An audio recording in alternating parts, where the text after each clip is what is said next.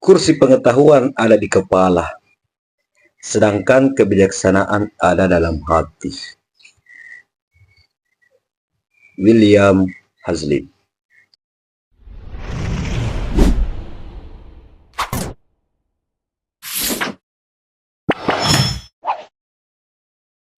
Assalamualaikum warahmatullahi wabarakatuh. Salam sejahtera untuk kita semua, bosku. Saya dapat kabar baru, sangat terbaru tentang Ngabalin. Nah, tahu kenapa? Belakangan ini atau di periode Pak Prabowo ini Ngabalin tidak pernah muncul, kemana aja? Mungkin banyak yang bertanya-tanya, kamu nanya, Ngabalin sekarang ngapain? Ngabalin masuk kabinet Prabowo enggak?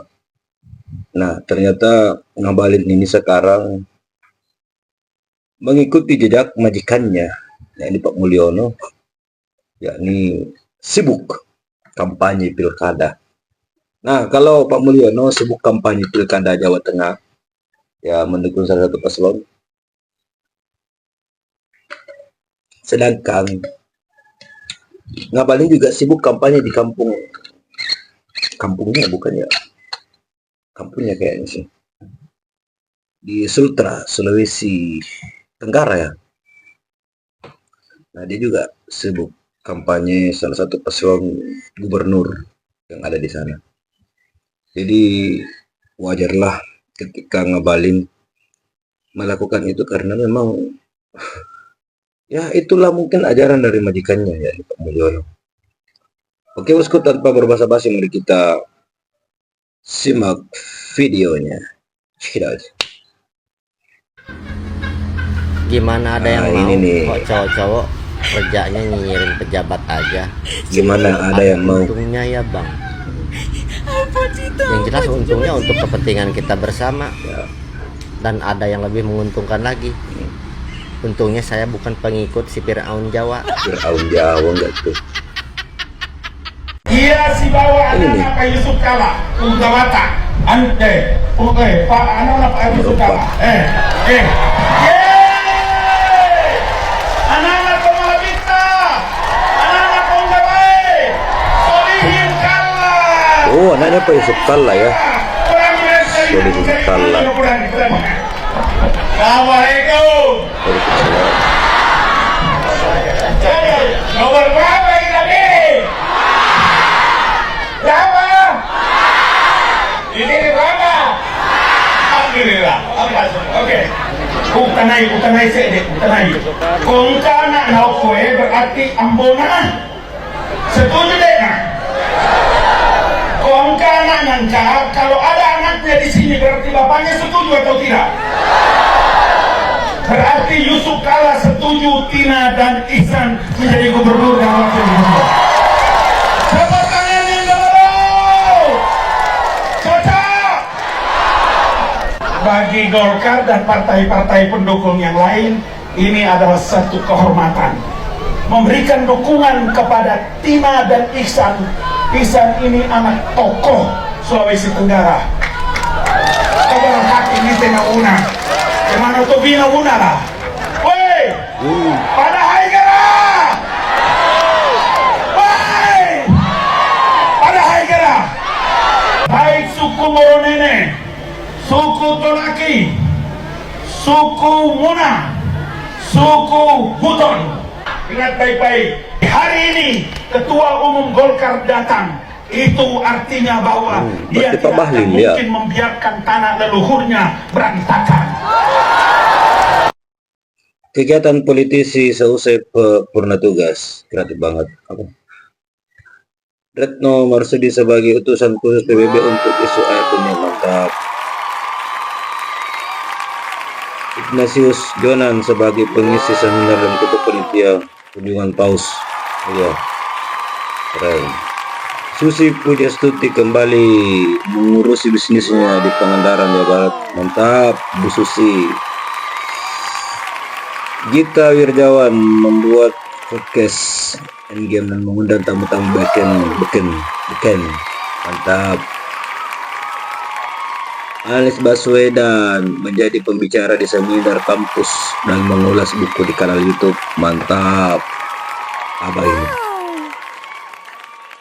Yusuf Kalla aktif di Palangmer Indonesia, Dewan Masjid. Membikin Yusuf Kalla Library yang keren banget, mantap. Susilo Bambang Yudhoyono menjadi pelukis. Bangun klub volley. Penasihat khusus aliansi. Pembasmi malaria, mantap.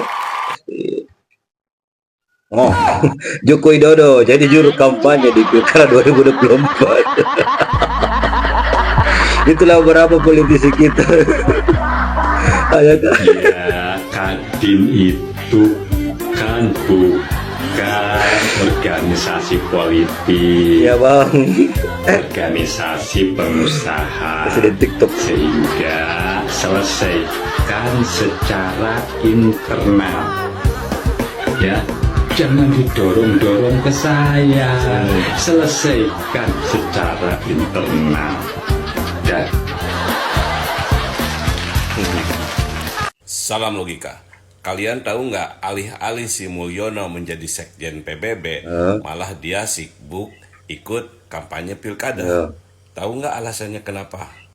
Mulyono itu sibuk di kampanye pilkada tak lepas dari kepentingan pribadinya. Fufu Fafa akan dimunculkan di tahun 2029. Makanya dia berharap Jakarta dan Jateng akan menjadi modal utamanya Fufu Fafa. Mulyono itu jauh-jauh mikir dan ngitung-ngitung untuk kepentingan keluarganya, bukan untuk kepentingan rakyat. Sampai sini paham ya? Yang 58% juga paham bahwa PS nantinya akan ditendang juga. Apa tuh PS? Siapa tuh? Sebenarnya gue nggak habis pikir nih, gue heran juga tuh sebenarnya Lutfi Yassin itu seberapa berpengaruhnya gitu kepada Pak Jokowi gitu ya. Dan alasannya tuh Pak Jokowi turun ikut kampanye untuk Ahmad Lutfi ya karena emang mau turun. Gimana ya? Seberapa powernya tuh seberapa kuat gitu, sampai Pak Presiden Prabowo ikut dan Presiden Pak Jokowi juga kita ikut gitu untuk memenangkan salah satu paslon Jawa Tengah itu Lutfi. Gue heran gitu.